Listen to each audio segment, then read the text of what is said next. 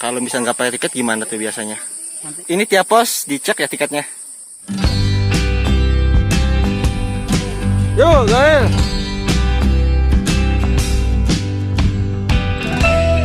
Ini tiap pos dicek ya tiketnya. enggak juga sih, tapi kalau di sini khusus di sini. Oh, di sini. Berarti pos 2, pos 3 enggak? Paling ada ranger nanti kalau Di- di situ kebijakannya per pos ada kebijakan sendiri. Oh, sendiri-sendiri. Kalau di apa namanya pos campground-nya tuh Tanjakan Asoy ada checkpoint. Saya ada juga nanti. Ada cek-cek tiketnya? Kalau nanti kalau ditanya cek dikeluarin aja. Oh, iya. Kalau boleh tahu kenapa sih harus ada cek-cekan gitu ya? Soalnya biar terkoordinir. Oh, biar terkoordinir ya. Tahu gitu ya. Siapa yang legal sama yang ilegal. Oh, iya. Soalnya banyak juga yang nggak pakai tiket. Kalau misalnya nggak pakai tiket gimana tuh biasanya? Nanti kena on the spot ada nanti. Oh, iya. Itu sih keputusan ini sih ranger. Oh, ranger ya. Oke. Semacam denda gitu ya kali ya. Oke, makasih. Salam ranger, gokil. Gokil ya.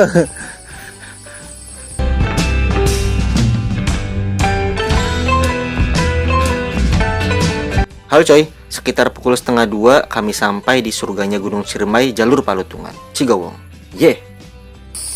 Cigawang, yey. Cigawang, hey.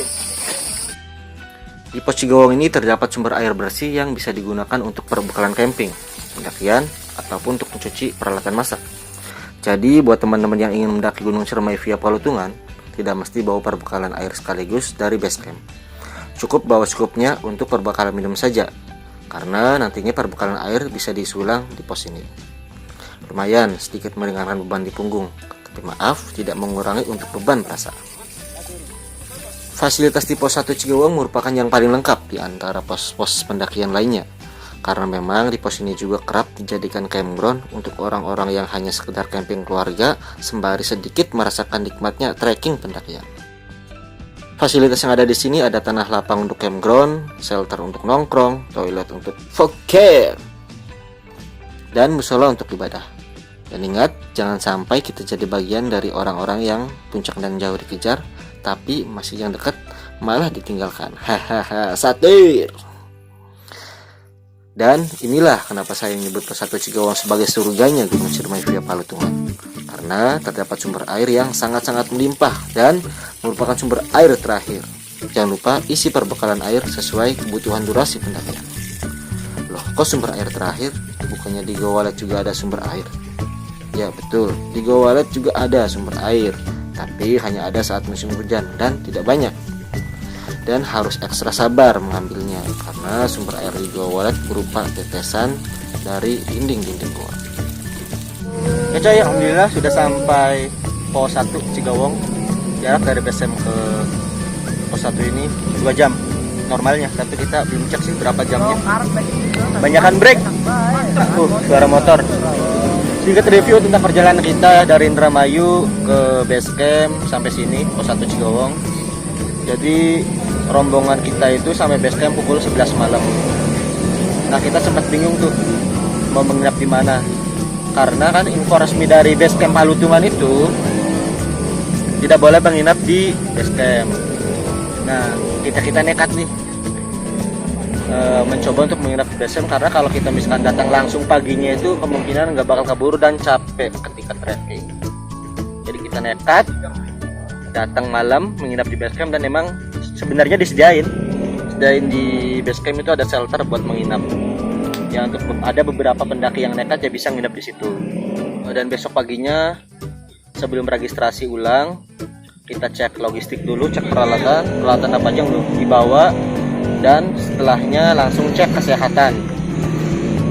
Untuk cek logistiknya itu bener-bener detail, bener-bener harus ada. Kalau yang wajib ya harus dibawa, kalau nggak ada harus beli. Pokoknya harus ada semacam masker, sleeping bag, apalagi sarung tangan ya, sarung tangan, sweater, jas hujan, jaket, itu peralatan wajib pribadi harus bawa. Kalau nggak bawa nggak boleh naik. Bener-bener ketat. Barang-barang dimasukin carrier diperiksa, dikeluarin semua barang-barangnya. Udah capek, udah packing, dikeluarin lagi. DL Salman. Sampah-sampahnya juga dihitung ya. Nanti pas turun ada pengecekan sampah. dan juga sebagai bukti untuk pengambilan nasi bungkus. Nasi bungkus apa nasi kotak, pokoknya konsumsi lah. Jadi kalau misalkan emang tidak ada, kita tidak bawa sampah, itu sanksinya sementara yang kita tahu kita tidak dikasih konsumsi. Kalau di Semeru kan sanksinya kita harus naik lagi, ambil sampah lagi. Kalau di sini sementara itu kita tidak dikasih jatah konsumsi. Untuk biayanya itu berbeda dengan sebelumnya di Apui. Kalau di Apui kan booking online 5.000 dan setelah di base camp dibayarkan 45, jadi total 50. Kalau di sini enggak, booking online 5.000, di sininya 50.000, jadi totalnya 55, beda selisih 5.000. Nggak tahu ya kenapa bisa begitu, harusnya kan setiap base camp itu sama. Jadi total si maksi 55 plus biaya surat kesehatan 20, total 75.000 per orang. Oke. Nah, untuk cerita booking online-nya itu, jadi kelompok kita booking online hari kedua pembukaan pendakian Gunung Cermai. Karena kita daftarnya di hari kedua, kita nggak dapat campground terakhir ya di Pasanggerahan. Kita dapatnya sebelum Pasanggerahan di campground Tanjakan Asoy. Sebenarnya kita udah dapat nih Pasanggerahan, cuman diralat sama petugas BC-nya, katanya salah, kita dapetnya di Asoy. Ya udah, kita terima aja. Yang penting kan kebagian kuota. Karena untuk rombongan kita kan bikin 2 tim ya. Untuk yang tim 2 itu daftarnya hari ketiga, tapi nggak dapat karena kuotanya full. Seperti itu. Makanya teman-teman kalau misalnya pengen naik di momen-momen tertentu seperti ini, tanggal 16, 17 Agustusan kan ya, untuk memeriahkan atau merayakan kemerdekaan RI itu harus cepet-cepet daftarnya. Kalau nggak cepet-cepet ya gitu, kuotanya habis. Oke coy, sedikit referensi buat teman-teman yang mau ke sini. Itulah gambarannya, mudah-mudahan bermanfaat. Kita mau istirahat dulu. Setelah ini lanjut ke pos berikutnya. Salam backpacker. Gokil. Hai coy. Gokil coy. Oke. Gimana treknya? Kemarin kan habis ke Tampomas ya? Iya. Kalau dibandingin sama Tampomas nih ya, lebih santai atau lebih sadis mana? Ya lebih sadis ini sih ya. Lebih sadis ini? Yakin? Iya. Kenapa tuh lebih sadis ini? Ya jalannya terjal sih. Oh, kita tanya Kang Rohim. Iya. Nah, lebih sadisan Tampomas atau ini Palutungan? Kalau kata saya lebih sadis Tampomas. Nah, lu beda. Beda. Kenapa nih? Ya nggak tahu, mungkin kalau pas waktu Tampomas masih baru pertama kali pokoknya. Oh, gitu ya? Mungkin kali ya. Bukan ya. Kita tanya lagi. Lebih sadisan Tampomas apa ini? Lebih sadisan Tampomas karena Tampomas. hujan. Oh, karena hujan. Hujan, sadis banget hujan. David. Lebih sadisan mana? Tampomas sama Palutungan. Sampai pos apa ini? Cigowong ya? Cigowong. Sadisan mana? Tet. Oh, sama lah ya. Nah, sadisan mana? Sadisan Tampomas. Oke, sama berarti. Salman, sadisan mana, Man? Ini ya. Kalau saya sendiri lebih sadisan 1, 2, 3 Tampomas. Kalah telak. Anjir, kalah telak, weh. 1, 2, 3, 4, 5, 6 7 2, 3, 4, 5, 6 7, 6 banding 1. 2. Gokil. Sial, terlalu nyaman rebahan di pos 1 Cigowong membuat kami mager dan lupa waktu. Sekitar 2 jam kami habiskan waktu di sini. Kenyamanan dan terlalu menyepelekan jalur membuat saya khususnya terlenakan waktu. Di samping kondisi fisik juga yang sudah sangat-sangat terkuras. Akhirnya pada pukul 3:30 kami kembali melanjutkan perjalanan menuju transit camp kami, yaitu pos 6 Pasanggerahan.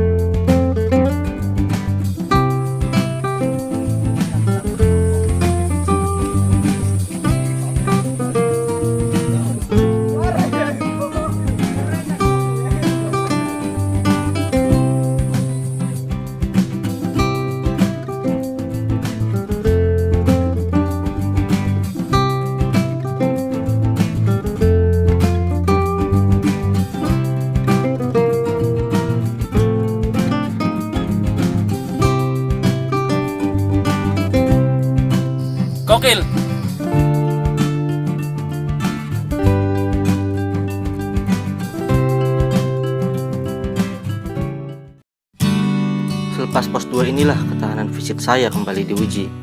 Fisik saya benar-benar hampir mencapai batas maksimum. Sampai-sampai ketika akan sampai pos 3, saya bertukar barang bawaan.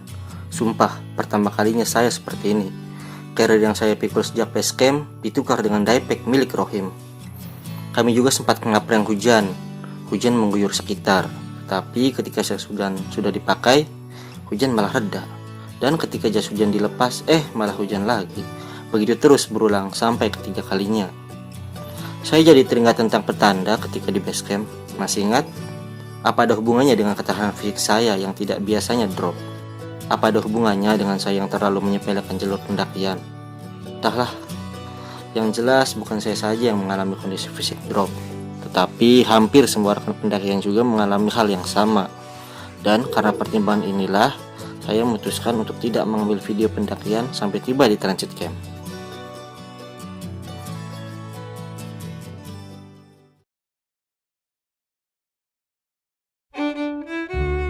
Halo coy, apa kami sudah sampai transit camp Tanjakan Asoy? Jawabannya belum. Kondisi fisik yang sudah tidak memungkinkan untuk melanjutkan perjalanan, ditambah hari sudah mulai gelap, kami memutuskan untuk mendirikan tenda di pos bayangan antara pos 3 dan 4. Ada beberapa rombongan yang sudah mendirikan tenda terlebih dahulu di sini. Jadi kami bukan satu-satunya rombongan yang mendirikan tenda di sini. Tidak sesuai memang dengan transit camp yang sudah diberikan oleh pihak base camp. Oke, kali ini kita makan terakhir buat hari malam ini. Joslit lumayan banyak,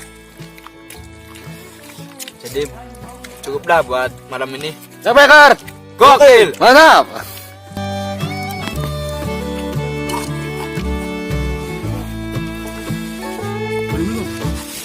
Kebersamaan adalah suatu nikmat pendakian. Ego adalah nafsu yang harus dikalahkan. Dan bisa makan enak di gunung adalah bonus yang sangat menyenangkan. Ya aja daging.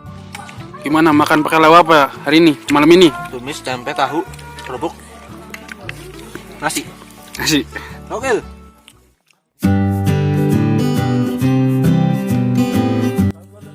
Kacau.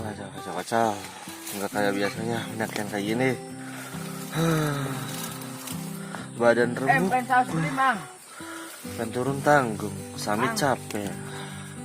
Kacau.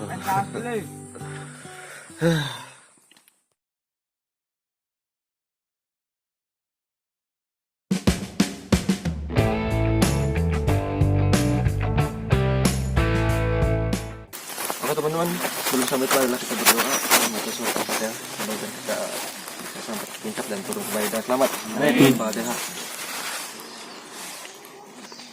Amin. Men. Min. Cepekar! Gokil! Suara kicau burung mengiringi perjalanan summit kami. Lepas terbang bebas, merdu tak terbelenggu. Tak mau kalah, rumput, dedaunan dan ilalang juga turut bergoyang. Seakan-akan mereka sedang memuja kepada Sang Maha Pencipta. Waktu terus bergulir. Kondisi fisik yang benar-benar drop memaksa kami summit lebih siang.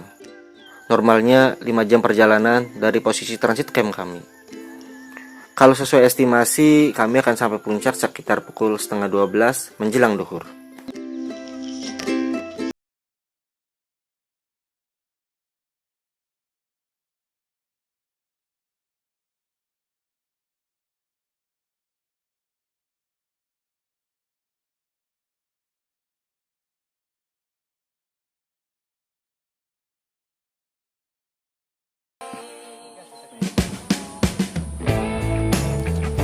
Tanjakan Asoy coy.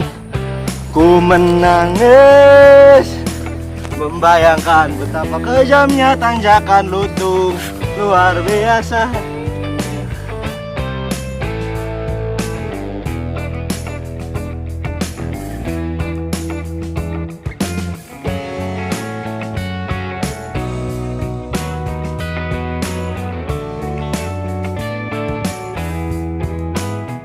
Oke coy, kita udah sampai Tanjakan Asoy. Harusnya di sini camp kita kafling ketika booking online dapat kafling. Cuman faktanya di sini ngasal coy.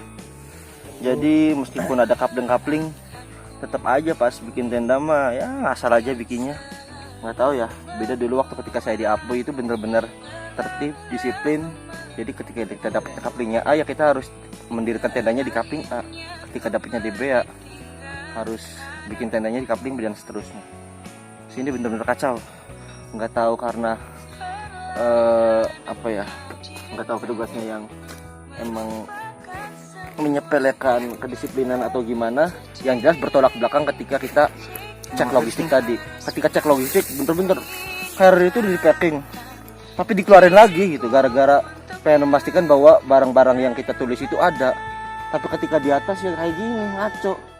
Walaupun kita maksain ya tadi camnya di sini, ya kayaknya susah dapat camnya, paling nyempil-nyempil seperti itu. Ini salah satu koreksi sih buat BC Palutungan ya. Harusnya kalau ada aturan gitu ya harus dilaksanakan dengan sebaik-baiknya.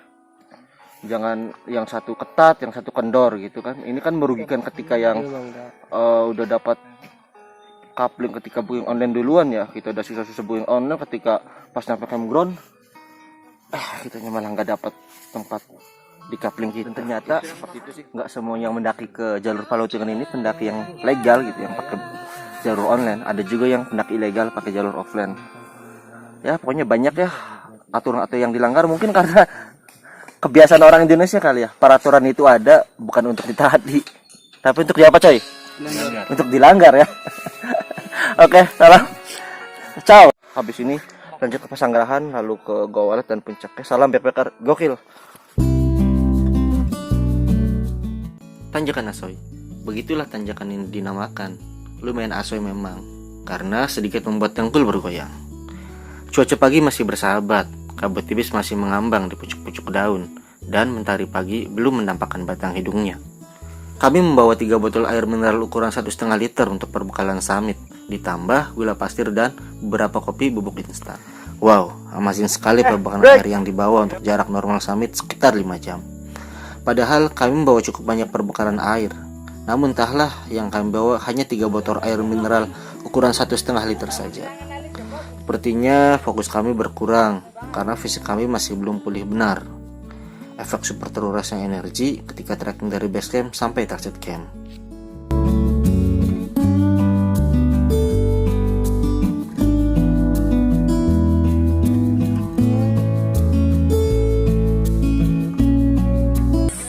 Pasanggerahan depan. Pos berapa? Pos 5 ya? Iya. Pos 6. Pos 6. Lanjut. Gas, tipis-tipis. Yuk.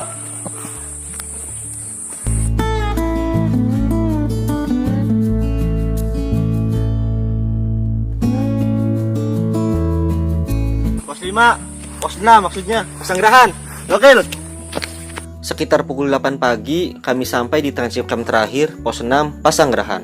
Artinya sekitar 2,5 jam lagi waktu normal yang dibutuhkan untuk sampai ke puncak. Banyak tenda-tenda terpasang di pos ini. Kami break sejenak. Sadar akan perbekalan air minum yang kami bawa sedikit, kami sebisa mungkin berusaha untuk menghemat air, sembari berharap di Goa Walet nanti tersedia sumber air.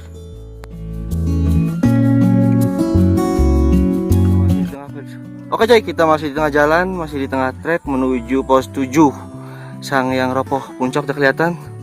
Sini. Oke, kita break sejenak. Habis itu lanjut. Gas, tipis-tipis. Yuk, gawel.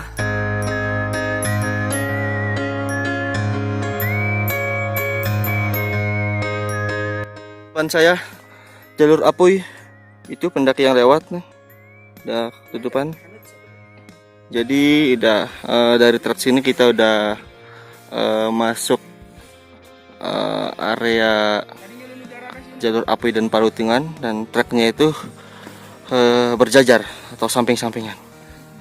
Oke, ya sama-sama. Ternyata emang kalau di aturan kan emang nggak boleh ya lintas, tapi tetap sih faktanya mah ya aturan hanya sebatas aturan ada buat dilanggar seperti itu. Oke, gokil, yuk.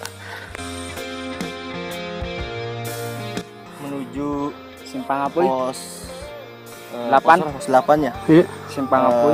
Goa Walet. Simpang Apoy bukan pos. Oh iya, pertigaan. Emang sebelum Goa Walet Titik pertemuan ya? Simpang Apoy dulu.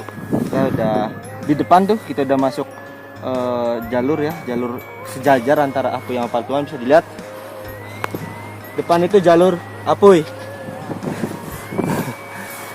Dan beruntung kita nggak dipanggil Utung. Biasanya kalau udah masuk situ saut-sautan, yang dari Palutungan manggil yang dari jalur Apuy itu Apuy, yang dari Apuy manggil kita Lutung. Tapi kita beruntung nggak dipanggil Lutung karena apa? Apuy tutup. Karena Apuy-nya tutup. Gokil, oke bang. Nah di depan tuh, itu Luis bisa dilihat. Udah mekar ya. Kalau lihat video saya sebelumnya tuh yang Hitler Semeru masih tutup, itu gokil banget itu, teman-teman bisa lihat tuh tentang Semeru, Edelweiss dan Verbena. Lanjut dulu. Salam PPK. Jamil.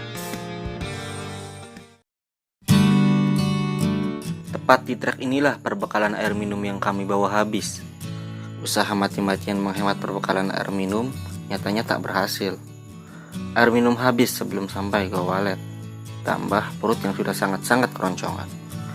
Dan dapat kabar dari pendaki yang turun bahwa di Goa Walet juga sumber airnya kering. Tidak ada sumber air, semakin menambah penderitaan kami.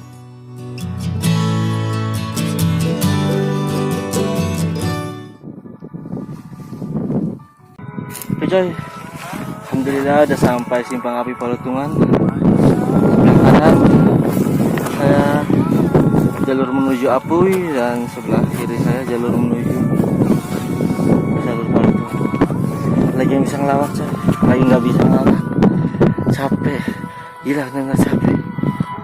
Nggak biasanya naik gunung kayak gini. Waktu dari jalur Apuy juga ya nggak kayak gini nih, mau ya Allah, udah airnya habis sih, parah lah pokoknya.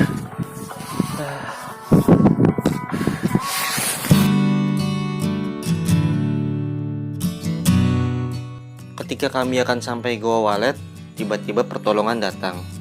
Sepasang pendaki beserta anaknya yang sedang turun memberi kami air minum. Lumayan, meskipun hanya seteguk dua teguk, namun sedikit mengurangi dahaga kami.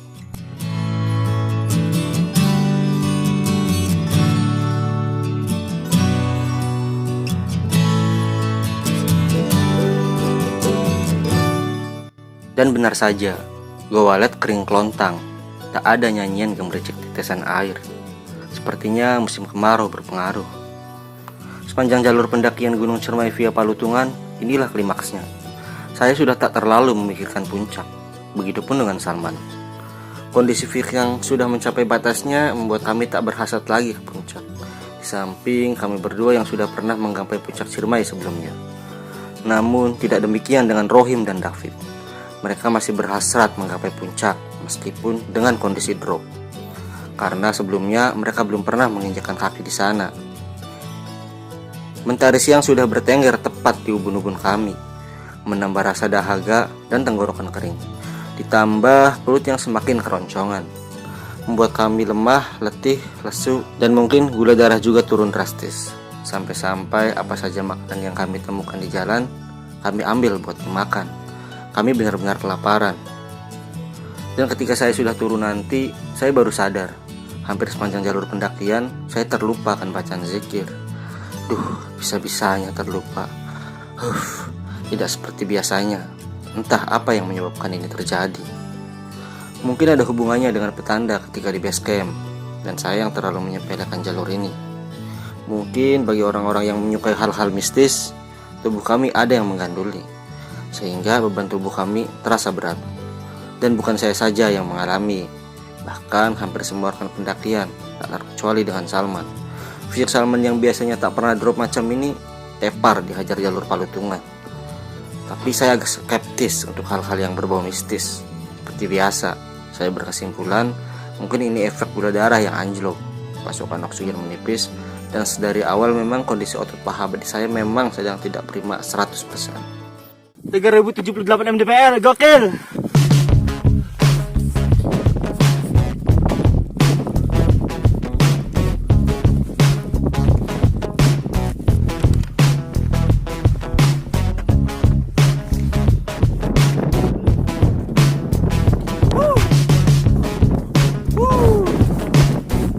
Gimana perjalanannya, Bang? Hancur badan. Kaki juga hancur. Atap Jawa Barat 3078 MDPL 17 Agustus 2020. Backpacker gokil. Terbaik. Hey.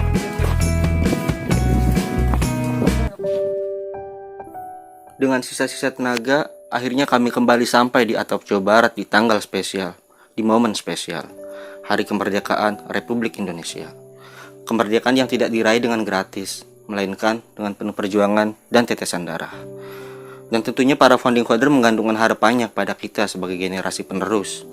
Namun sungguh, sangat ironi dengan pemimpin-pemimpin bangsa saat ini yang masih hobi mengkhianati rakyat dan para pejuang terdahulu. Politik dinasti, kebrokan birokrasi, korupsi, dan sebagainya, dan lain sebagainya dengan ringan tangan masih mereka lakukan. Di puncak Ciremai tidak ada pendaki lain selain kami. Sampai ketika akan turun, kami melihat ada pendaki yang melipir bibir kawah menuju ke tempat kami. Sepertinya mereka dari jalur Lingkarjati. Kami menyapa mereka dan kami diberikan makanan ringan. Sedikit banyak membantu memberikan energi ekstra untuk turun. Dan ketika kami tanya apakah mereka akan lintas jalur, jawabannya ya, mereka memang akan lintas jalur.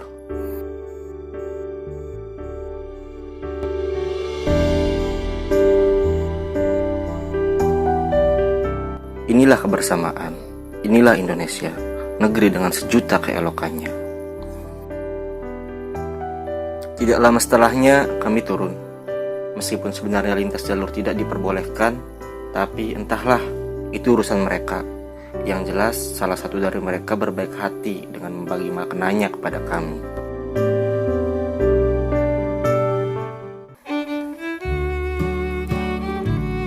Kondisi fisik yang sudah sangat-sangat kecapean membuat kami memutuskan untuk bermalam sehari lagi. Mungkin beda cerita jika kami membawa bekal odadingnya Mang Oleh. Karena kami pasti akan seperti Iron Man yang bisa terbang.